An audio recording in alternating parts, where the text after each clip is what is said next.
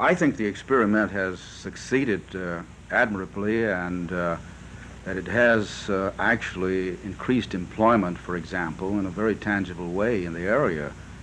And it was certainly for that reason that I wanted to be here to commend both the Department of Transportation and the city administration for the continuation of this program. And I would hope that it not end at the end of a year, that it will be in some way carried on and will become in some way a permanent operation in the area.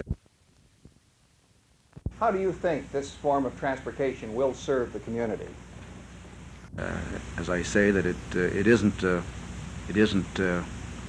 for social reasons. It isn't an individual going one place to visit or to chat, but it really works in very well with the economic interest of the people of the area, who many of whom are denied the opportunity of shopping and the best areas, or taking advantage of health facilities or job opportunities.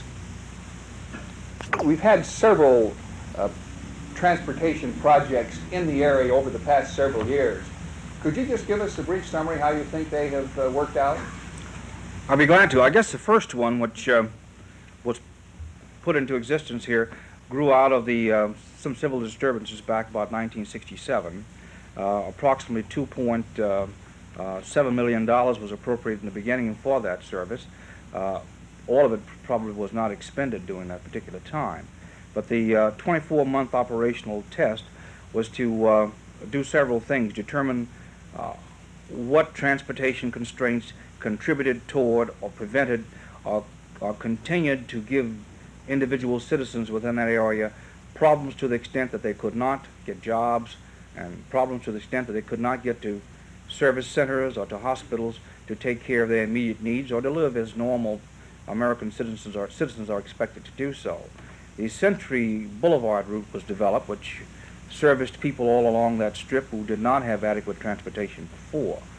Phase 2 of the project dealt specifically with trying to look in a real systematic way at the total transportation needs there, not just by running a bus along a fixed route, but to determine whether or not home-to-work services would not be good in one case, demand-oriented service of a very small nature to and from certain centers would not help also.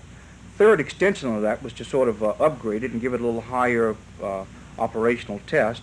And the fourth one, of course, we're into now, in which which is the final phase of the experiment, which should really determine whether or not all of those things we've done all along have indeed been successful, and some lessons are to be learned from the total package. So we are now at the final phase with 15 vans running in a much the same way, but being plotted, being measured very carefully to determine their results.